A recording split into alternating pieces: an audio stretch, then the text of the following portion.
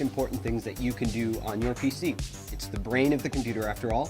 So if you have a brand new AMD Ryzen processor that you're ready to install, we have a couple tips and tricks for you to safely and securely install or replace your AMD Ryzen CPU.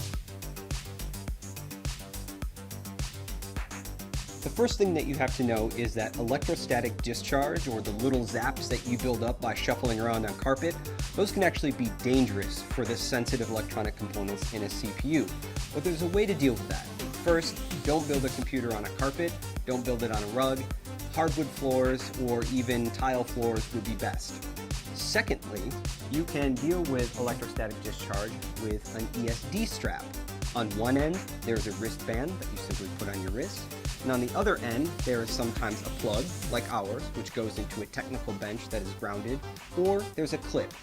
The type that you might buy from the store is probably going to have a clip.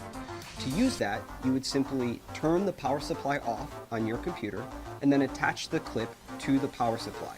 Any bare metal on the power supply will do. That means when the static that builds up in your body doesn't go into the CPU, instead it goes through our handy wrist strap, through the power supply, and back into the wall outlet. That is a great way to keep your CPU safe. The next thing that you'll want to do is install the processor. Now that you're grounded with your wrist strap, you'll be able to take the AMD Ryzen CPU out of its bubble packaging. And when you do that, take note. In the lower left-hand corner, there is a golden triangle. That golden triangle lines up with a triangle that's also on our processor socket. So you'll want to turn the CPU to match the two triangles up. And then you lift the metal arm on the CPU socket, and then you simply drop the processor into the socket. My CPU dropped in effortlessly. It should feel really easy to install this CPU. If it's not easy, then the CPU is either installed in the wrong orientation or you've not yet raised the metal retention arm on the socket. So once the CPU is installed, you can simply put that metal arm back down, and now the CPU is installed. And if there was any electrostatic discharge, that wrist strap that you would have took care of that for you automatically. Now the next thing, and our last step, is to install the heatsink. AMD Ryzen processors come with a heatsink inside the box. And when they come from the factory, they have a thermal compound pre-applied.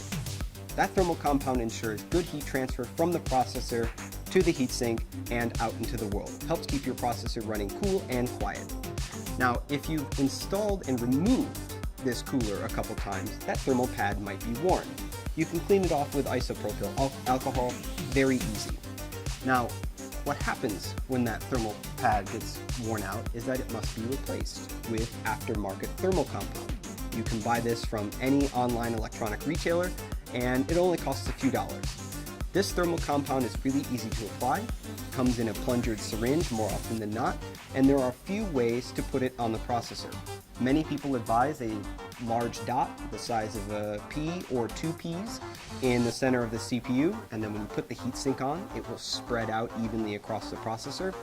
Other people recommend drawing an X shape across the CPU with thin beads of the thermal compound. And again, when you apply the cooler, the pressure of the cooler on the CPU will evenly spread out that thermal compound. It's important that you don't have too much compound, which can hurt your temperatures, or too little compound, which can also hurt your temperatures. You just want a nice, paper-thin, even application of the thermal compound on your CPU, just about what it looks like on the bottom of the heatsink from the factory. And that is how you safely and securely install or replace an AMD Ryzen desktop processor in your socket AM4 motherboard. AMD Ryzen processors are known for their high performance and their power efficiency, which leads to a cool and quiet computer. But a cool and quiet computer requires effective cooling. Now, it starts with the cooler you put on the processor. In every 2nd gen AMD Ryzen desktop processor box, there is a cooler that we provide. This one comes with the AMD Ryzen 7 2700X, and there are other models for other AMD Ryzen CPUs. Now, there are also a massive market of aftermarket coolers, which are even more powerful than this. Some of them use fans in tower configurations or downdraft configurations like this heatsink you see here, but there are also water cooling units which pump a liquid through a series of tubes, radiators, and pumps, which are oftentimes even more effective at cooling the processor than an air cooling unit.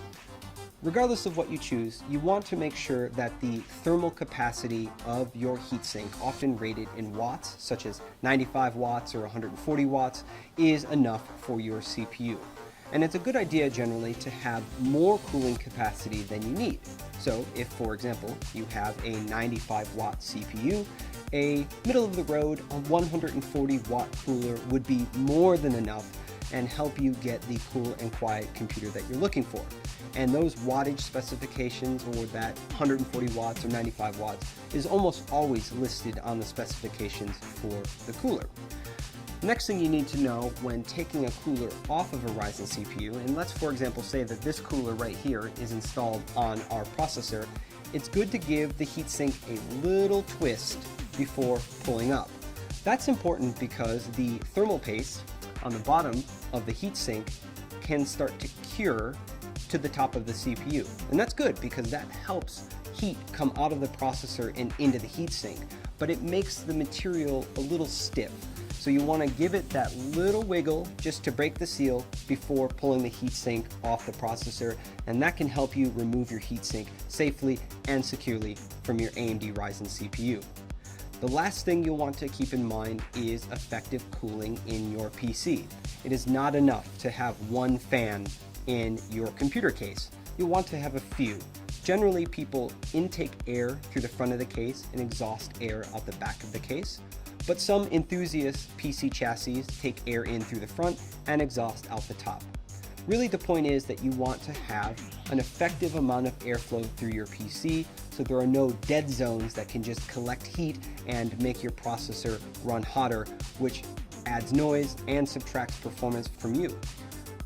Long story short, make sure you have a quality cooler installed on the PC, starting with the one that we provide you in the box, but there are upgrades from there, and make sure you have nice airflow throughout your chassis with multiple fans.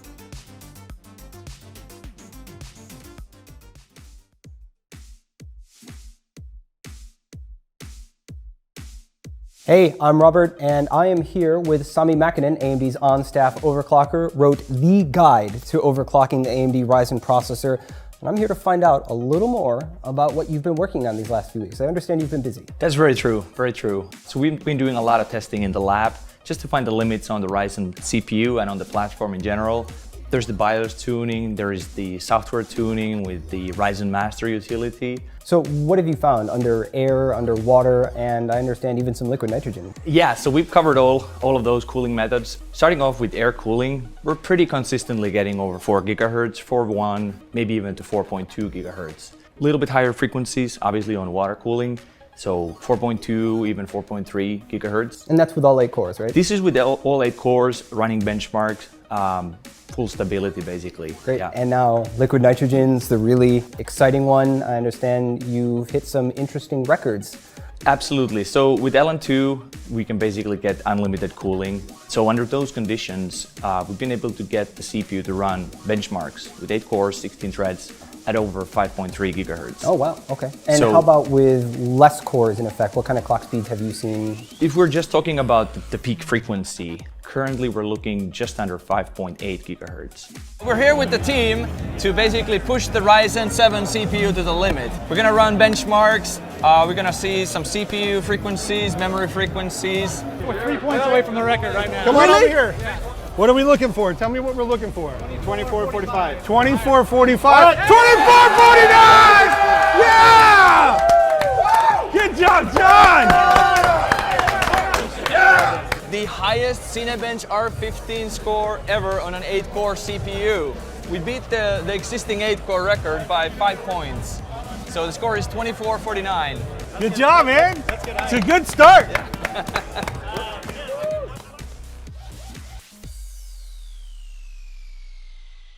Troubadour Ratings Channel will thank you for watching.